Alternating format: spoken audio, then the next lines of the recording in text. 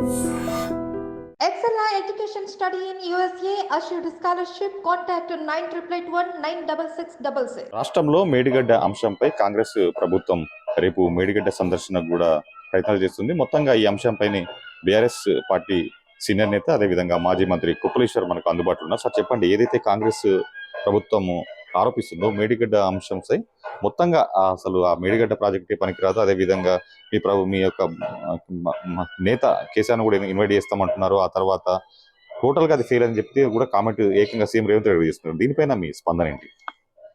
అంటే కాంగ్రెస్ ప్రభుత్వం కానీ ముఖ్యమంత్రి కానీ అవగాహన రాహిత్యంతో మాట్లాడుతుండని అనుకోవడానికి కూడా వీల్లేదు. అన్నీ తెలిసి అబద్ధాలు ప్రచారం చేసేటువంటి ఒక గొప్ప ప్రయత్నం జరుగుతున్నది. ఎందుకు అనంటే కాళేశ్వరం ప్రాజెక్టు అంటే ఒక్క మేడిగడ్డ బ్యారేజ్ కాదు. కాళేశ్వరం ప్రాజెక్టులో దాదాపుగా 17 పంప్ హౌజులు ఉన్నాయి. తర్వాత 1400 కిలోమీటర్ల ఓపెన్ కెనాల్స్ ఉన్నాయి. తర్వాత సుందిల్ల కావచ్చు, అన్నారం కావచ్చు, మేడిగడ్డ కావచ్చు, తర్వాత వేరే వేరే జిల్లాలలో చాలా చాలా రిజర్వాయర్స్ ఉన్నాయి. నీళ్లను ఎత్తిపోసే ప్రాజెక్ట్.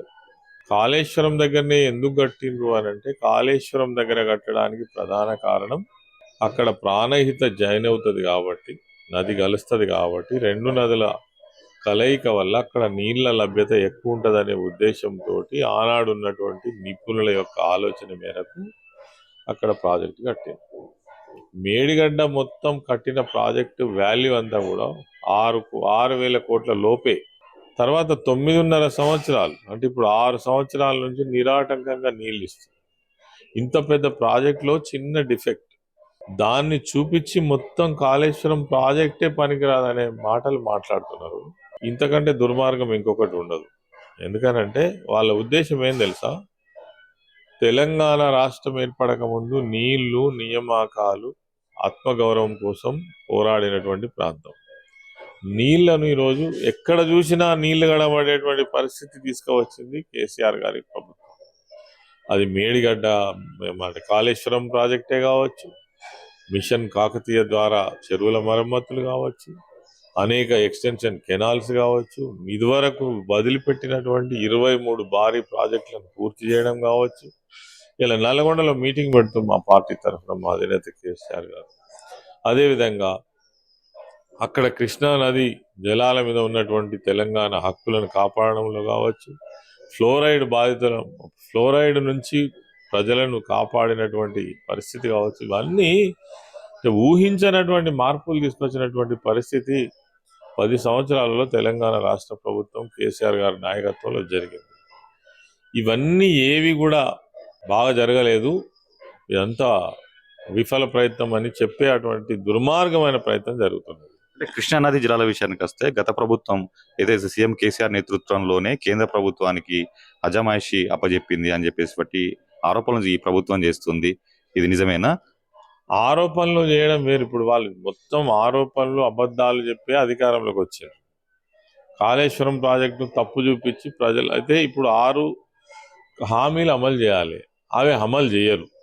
అవి అమలు చేయడం కాబట్టి ఇవి చేయబట్టే అమలు చేస్తలేము. ఎందుకు అంటే ఇగో కాళేశ్వరం ప్రాజెక్టు కట్టడం వల్ల డబ్బులు అయింది, అప్పుల పాలైంది రాష్ట్రం అని ఒక మాయమాటలు చెప్పి ప్రజలను ఒక రకంగా మభ్యపెట్టే ప్రయత్నం చేస్తున్నారు. ప్రజలకు తెలుసు ఇప్పుడు నీళ్ళు వస్తలేవు. పోయిన సంవత్సరం నీళ్ళు వచ్చినాయి, ఈ సంవత్సరం ఎందుకు వస్తలేవు? పోయిన సంవత్సరం ఈ దినానికి మొత్తం చెరువులు నీళ్లు ఉన్నాయి, నిండి ఉన్నాయి, ఇప్పుడు ఎందుకు వస్తలేవు? అంటే చేతగాక, చేయడానికి చొరవ తీసుకోలేక, చేసే ఉద్దేశం లేక. ఉద్దేశం వల్ల ఒకటే, కేసీఆర్ను గత ప్రభుత్వాన్ని బదనాం చేసేటువంటి పని తప్ప ప్రజలకు తక్షణం ఏం కావాలి? ఇప్పుడు పంటలు ఎండిపోయే పరిస్థితి వస్తుంది, వాళ్ళకు నీళ్ళు ఇచ్చే ఏర్పాటు కాదు. 300 కోట్లు అయితే ఏదైతే ఒక్క పిల్లర్ కుంగిందో దానికి అవతలి పిల్లర్ యువతలి పిల్లర్ని కనుక రిపేర్ చేసినట్టయితే మేడిగడ్డ ప్రాజెక్టు ఏ రకమైనటువంటి ఇబ్బంది లేదు. 86 పిల్లర్లలో ఒక పిల్లర్ ఎందుకు కుంగిందో కూడా ఇప్పుడు తెలుసుకోలే. దానికి ఒక నిపుణుల కమిటీ రాలే.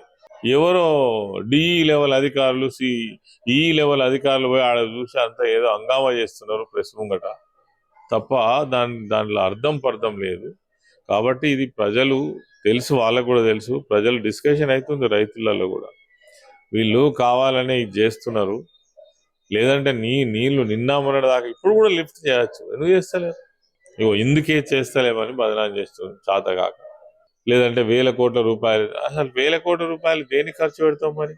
1,20,00,000 ఎకరాలకు నీళ్లు ఇచ్చేటువంటి ఆ వ్యవసాయ రంగాన్ని ప్రోత్సహించడం కోసము 1,000 కోట్లు ఖర్చు పెడతారు. ఎందుకంటే ప్రధాన జీవనాధారం రైతాంగమే, వ్యవసాయమే. ఆ వ్యవసాయాన్ని ప్రోత్సహించడం కోసం ఖర్చు పెట్టే పైసలు ఖర్చా? అది ఎవరి కోసం ఖర్చు పెడుతున్నాం? వాటర్ పంపింగ్ చేయాలి, ఎవరి కోసం? ఎక్కడికో పోవాలి, దాదాపు 750 మీటర్ల ఎత్తుకు నీళ్లు పోవాలి, వట్టిగానే పోతాయా? మరి ఎందుకు 60-70 ఏళ్ళు పోలేదు? అప్పుడు ప్రాజెక్టులు ఎందుకు కట్టలేదు? నీళ్ళు ఎందుకు ఎక్కలేదు? అప్పుడు రిజర్వాయర్లు ఎందుకు లేవు?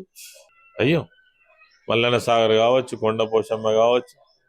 పార్లమెంట్ ఎన్నికల్లో కరీంనగర్, పెద్దపల్లి 2 స్థానాలు కూడా కీలకంగా మారినటువంటి నేపథ్యంలో పెద్దపల్లి నియోజకవర్గం నుంచి మీకు టికెట్ వస్తుందని భావిస్తున్నారా? పార్టీ అధిష్టానం నుంచి మీకు అనుకూలంగా సంకేతాలు ఏమైనా వచ్చాయా? అంటే పార్లమెంట్ ఎలక్షన్ జరుగుతున్నాయి. నేను గతంలో కూడా ఉద్యమం నుంచి ఇప్పటిదాకా ఉన్నాము, 6 సార్లు ఎమ్మెల్యేగా ఉన్నాం, మంత్రిగా చీఫ్ విప్గా ఉన్నా. కాబట్టి పరిశీలనలో ఉన్నాం. పార్టీ అయితే ఇదివరకు ఏ రకమైన సంకేతాలు ఇవ్వలేదు. ఒకవేళ పార్టీ ఆదేశిస్తే, పార్టీ ఏ నిర్ణయం తీసుకున్నా మేము కట్టుబడి ఉండి పార్టీ కోసం పనిచేసేటువంటి వాళ్ళుగానే వస్తున్నాం. ఆ పార్టీలో ఎవరికి అవకాశం ఇచ్చినా వాళ్ళ గెలుపు కోసం, పార్టీ గెలుపు కోసం తప్పకుండా ప్రయత్నం చేస్తాం. అంటే అక్కడ ఉన్నటువంటి ప్రెసెంట్ ఏదైతే ఎంపీ ఉన్నారో ఆయన కాంగ్రెస్ లోకి వెళ్ళిపోయారు కాబట్టి మీకు లైన్ క్లియర్ అయినటువంటి ఒక భావన కాంగ్రెస్ పార్టీ, మన టిఆర్ఎస్ పార్టీ శ్రేణిలో వచ్చింది కదా? నిజమే. నేను కావచ్చు, మా బాల్క సుమన్ కావచ్చు ఉన్నాము. పార్టీ ఎవరిని ఆదేశించినా, ఎవరికి అవకాశం ఇచ్చినా తప్పకుండా పార్టీ గెలుపు కోసం పెద్దపల్లి నియోజకవర్గంలో పార్టీని గెలిపించుకోవడం, మా ఎంపీని గెలిపించుకోవడం కోసం ప్రయత్నం చేస్తాం. అంటే ఫైనల్ గా 2014 ఎన్నికల్లో నిధులు నియామకాలు పేరిట మీరు ఎన్నికలకు వెళ్ళారు. 2019 ఎన్నికల్లో సో ఆ మిగిలిన ప్రాజెక్టుల, పెండింగ్ ప్రాజెక్టుల పూర్తి కావాలన్నటువంటి హామీలతో ముందుకెళ్లారు ప్రజల్లోకి. ఇప్పుడు ఈ పార్లమెంట్ ఎన్నికల్లో మీరు ప్రజలకు ఏ అంశాలతో వెళ్ళదలుచుకున్నారు? ఖచ్చితంగా తెలంగాణ అస్తిత్వం ఏదైతే ఉందో అది ఎప్పటికీ కాపాడబడాలంటే, తెలంగాణ రాష్ట్రంలో ఉన్నటువంటి వనరులు ఈ ప్రాంతానికే దక్కాలంటే, ఈ ప్రాంతం బాగా డెవలప్ కావాలంటే ఖచ్చితంగా తెలంగాణ రాష్ట్ర సమితికి ఉన్నటువంటి ఆ ఇంట్రెస్ట్ ఇంకో పార్టీకి ఉండదు. ఇప్పటికే ఇప్పుడు వచ్చినటువంటి ప్రభుత్వం రకరకాల పద్ధతులలో కేంద్ర ప్రభుత్వం ముందు మోకరిల్లేటువంటి పరిస్థితి వస్తున్నది. ఆ విధంగా రాకుండా తెలంగాణ ఆత్మగౌరవం, తెలంగాణ అభివృద్ధి ధ్యేయంగా రేపు ఎన్నికల్లో ముందుకు పోతుంది. ఇది మొత్తానికి సాగునీటి ప్రాజెక్టుల అంశంలో కాంగ్రెస్ ప్రభుత్వం చేస్తున్నటువంటి ఆరోపణలన్నీ నిరాధారమైన, అదేవిధంగా పెద్దపల్లి పార్లమెంట్ స్థానం నుంచి తాను బరిలో ఉండనున్నాను కూడా ఆయన క్లియర్ గా చెప్పడం. కెమెరామెన్ కిషోర్తో రామకృష్ణ, ఐడ్రీమ్ న్యూస్, కరీంనగర్ నుంచి.